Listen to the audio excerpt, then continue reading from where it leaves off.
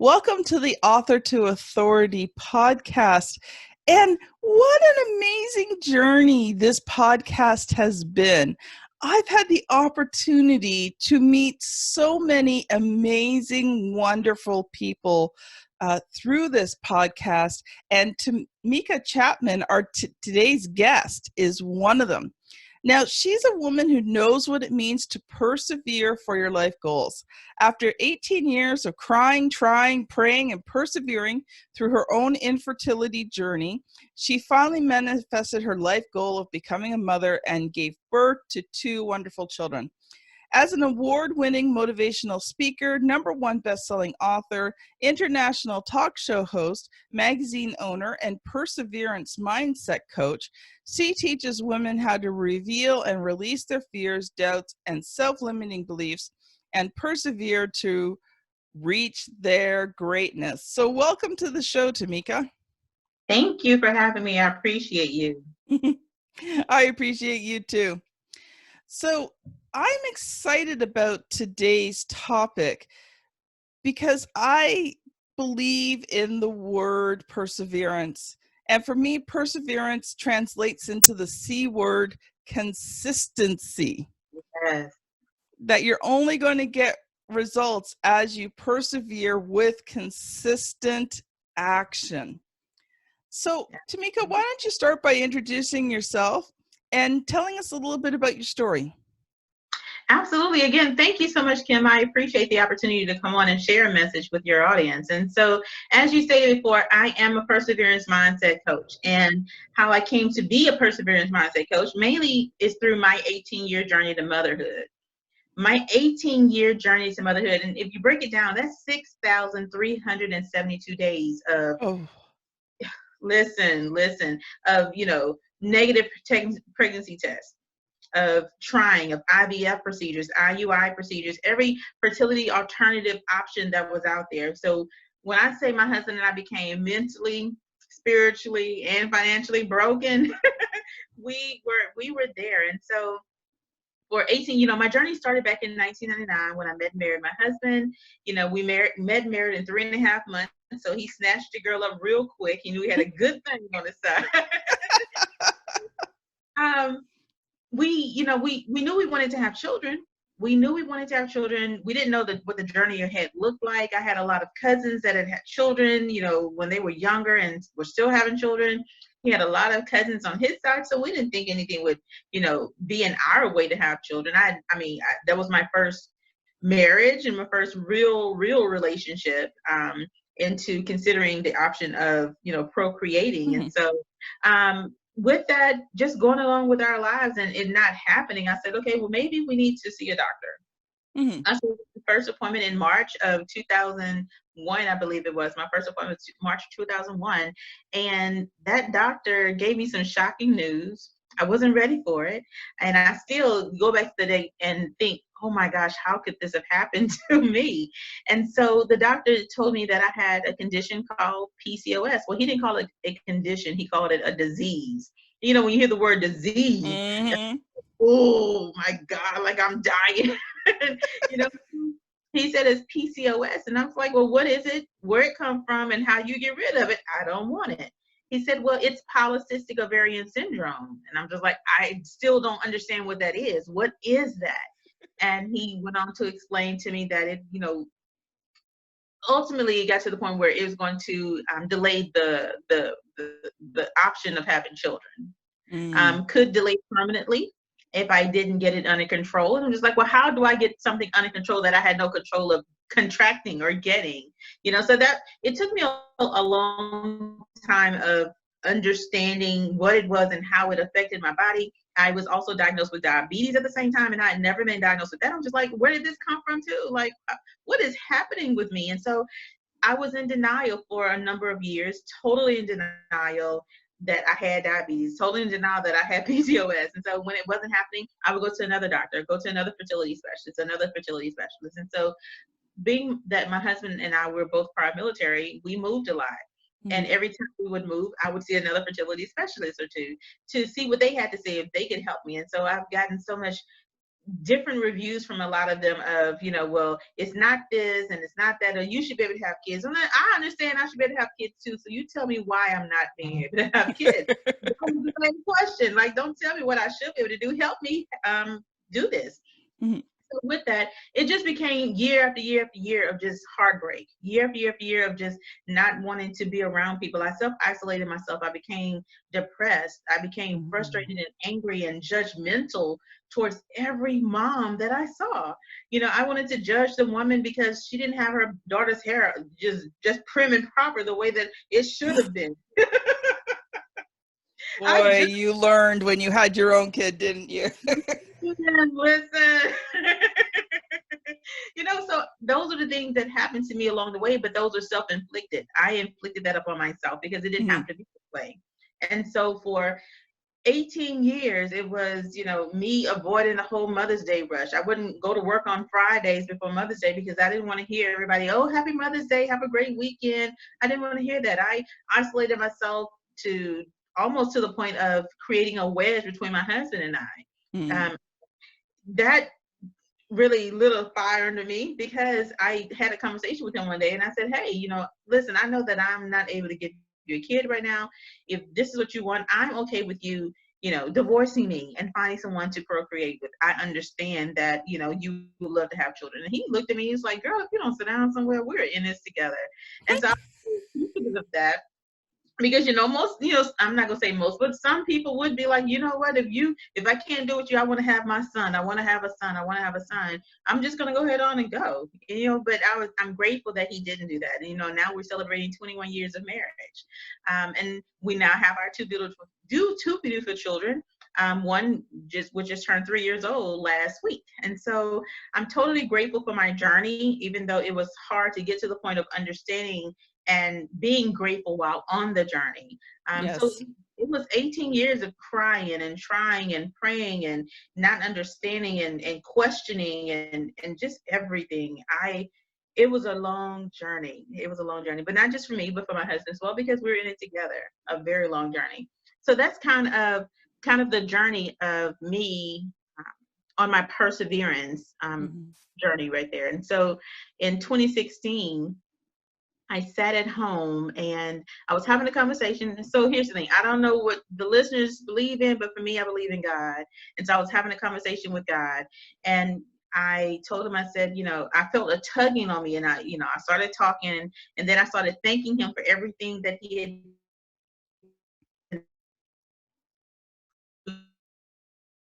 the marriage, you know, relationships and just life itself. And then I continued to feel a tug. So I started asking him for forgiveness. Like, okay, so I thank you for everything, even the hair follicles on my head. So what's going on? So then I began to, you know, ask for forgiveness for things that I may not have asked for forgiveness for in the past. And with that came the the last ask was, please forgive me for trying to do your job of creating life. In that exact moment, I felt an immediate relief. I felt a relief of the pressure that I put on myself to make this happen.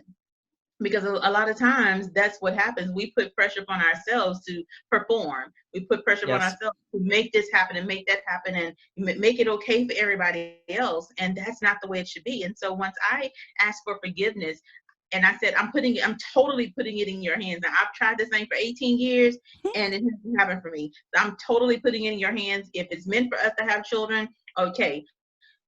You know, and then the funny thing about this, so probably about 10 years prior, when I was right around 30-ish, like I'm giving my age, but right around 30-ish, I made a joke. I said, you know what, I'm not going to be 40 years old with a baby on my hip. That is not going to be cute. I'm not doing it. And so here we are 10 years later, I'm 39 with a baby on my hip. You know, so after the conversation that I had with God, you know, 2 months later, we found out that we were actually 2 months pregnant. I had no idea that I was pregnant, had no idea what it felt like, what it could be like. I had no idea. But one of my coworkers actually, she wanted me to take a test based on how I was acting with her. And so that's when we found out that we were expecting our first little miracle baby, just all natural, without anything, but just not the whole thing of don't think about it, don't stress about it so much, it actually will happen. And I think that was a part of my journey as well, as not focusing so much on trying to make that happen to the point that it happened.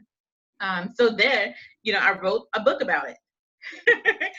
I wrote a book about it because I wanted to inspire other people to understand that if a little country girl from Louisiana, if something so great and grand like this can happen for her, if her life dream, if her, the biggest heart desire that she had, if it could happen for her, it can happen for you too. And it's not necessarily just about, having children. That's whatever goal you have, whatever you for yourself, whether that is, a career change, a career elevation in salary, starting out as an entrepreneur, if that's what you want. If you're wanting to write a book, if you're wanting to write a book, whatever that is for you, it can happen for you too. I'm no more special than anyone else. And that's that's what the journey has been about. It's been about, now that I am at this stage of my life where I now coach other women primarily to reveal and release those fears and doubts that they may be having about their lives so that they can start moving forward in life. I now understand it's all about the empowerment. It's all about helping someone else. It's not necessarily about me. I use my journey to help others. My coach always say, your journey may have happened to you, but it wasn't for you. Yeah. And so to me, it just reminds me just to continue to share my journey, because somebody somewhere needs to hear it so that they can be released from the bondage, the mental bondage that they've placed themselves in. So that's a little bit about, I've talked to quite a bit. Sorry about that. And how it came to be now. That's just a little bit about it. Well, I had a coworker once who went through something similar. And she hit about age 40, she had done all the treatments, everything else. And she hit around age 40 and her husband said, you know what, that's it. We've done this. We've been doing this for, 15, 20 years now. We're not putting out any more money. We can't do this anymore. We're just letting it go and we're never going to be parents. Right. Within 2 months, she was pregnant. Wow. And like you, she now has 2. Yes. And it's funny. I watched a show. I was watching it's like a Hallmarkish type movie, and the lady couldn't get pregnant, and it was like kind of like an Old West, kind of a movie. And this midwife, and now this lady's a doctor, okay. And she's also got a midwife that lives in the area. And the midwife looks at her and says, dear, all you need is a good book, a couple glasses of wine, and let nature take its course. She says you just need to relax. In other words. Amazing. But I think we all have areas where we've struggled to see those things that we desire the most come to life. For you, it was having children. And, if you're listening to the podcast today and you're in that kind of situation, the only thing I can say to you is that as hard as it is, you are a complete person without a child. Yes. You're not faulty. You're not less than. You're not defective, right? And just because you haven't been able to have that child doesn't make you less of a woman. Ooh. Or if you're a man, less of a man either, right? You are still wonderful and perfect the way you are.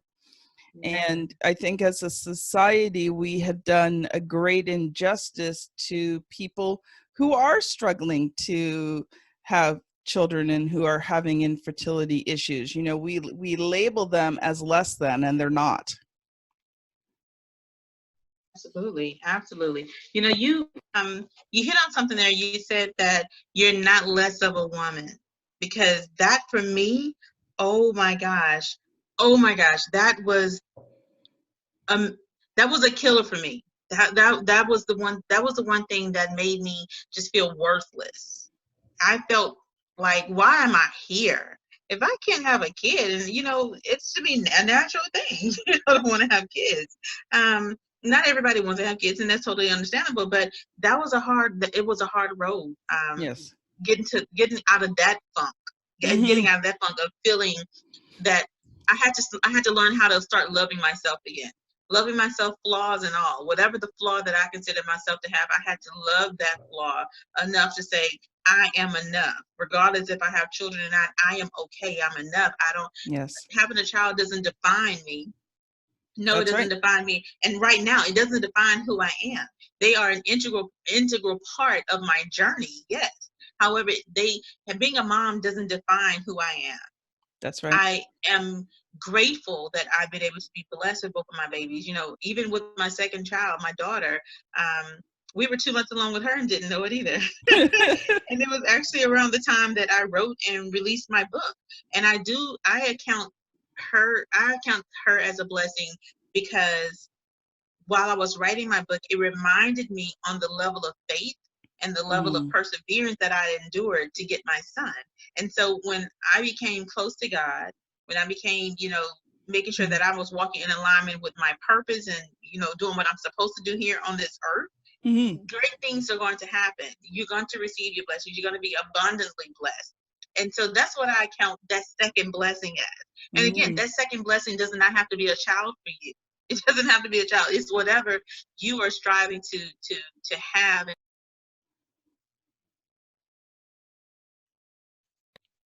For me, it was about having children. It was about starting my family and having, the little feet running through the house, all the noise in the house. Okay, and there's a lot of noise right now. But that's what it was about for me. That's what I desired. I had the career, I had the husband, I had the house and the car. I didn't want any of the material stuff out there. I just wanted to start a family and have my own little family. And so getting to the point, those are 3 things that I learned along my journey about myself: was the level of love that I have for myself, the level of courage that I have, as well as the level of strength. And not talking about lifting, not the physical strength, but the mental strength that I have in order to get through things, and the mental strength that you have to have in order to get through any obstacle or challenge. That's what it's all about. So, and so I've got a question for you, because I just have to ask this.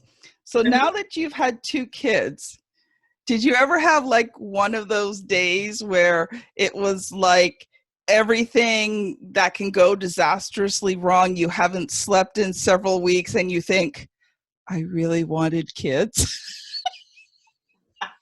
Listen, you are not going to mess up my blessings, Kim. You are not going to mess up my blessings, okay? Absolutely. There were a lot of those days. A lot of those, like, did I really just sit down here for 18 years crying for some kids? Jesus. Yes. Oh my God. Oh. And then here's the thing. I had 2 infants at the same time. They were 16 months apart. And here's the thing. I wouldn't have planned it out that way. I would have never planned it out that way. But again, it's my plan. My plan is not what happens in life, right? Yeah. Are already ordered. I'm never going to be able to change the steps that I have. Now I can veer off of them for a moment because I'm trying to do my own thing, but my steps are already ordered. That's right. Them being 16 months apart, I would have never planned that. No. Never in a million years would I plan them being 16. If I'm going to have them that way, they may as well just be twins, like at the same time. Well, it's funny. Yeah. My 2 are 2 years apart now. They're grown up now, and I'm Nana. I've got grandbaby. But when my kids were little, I also took care of my best friend's kids, because she was in an abusive situation. She also suffered from severe fibromyalgia. So she spent about 12 hours a day at my house. Wow. And so the 2 oldest were 3 weeks apart in age, and the 2 youngest were 2 months apart in age. Oh my gosh. And so it was like having 2 sets of twins. Yes. I'd go shopping and I'd have 2 shopping carts. I'd have 2 in each cart, right? And I'd be wheeling along 2 carts, and 4 in diapers, and Oh, Wow. and then, The journey, the there journey. was those crazy days when they all just were not having a very good day. And I just wanted to pull my hair out, lock myself in the bathroom for the rest of the day and let them go at it because I was done. I can say this, but I will say this though. I think I've been, and I don't want anybody to come after me. Do not come after me and get me. But I really believe that I have been really blessed with two. They are always smiling and laughing and playing jokes, and they think everything is funny. Now it gets on my last nerve with my 3-year-old. However, he thinks everything is funny. Everything is a game. Even when he's having, the times when he just don't really feel like being bothered because somebody's taking something from him, I'll give him a look and he'll look back at me and we both just burst out laughing, right? And so that's the kind of household that I want for them. I want a household where it's okay to feel down. It's okay to not be happy all the time. But when I look at you, you better give me a smile. All these 18 years I waited to get your little butt here. You better smile at me, little boy.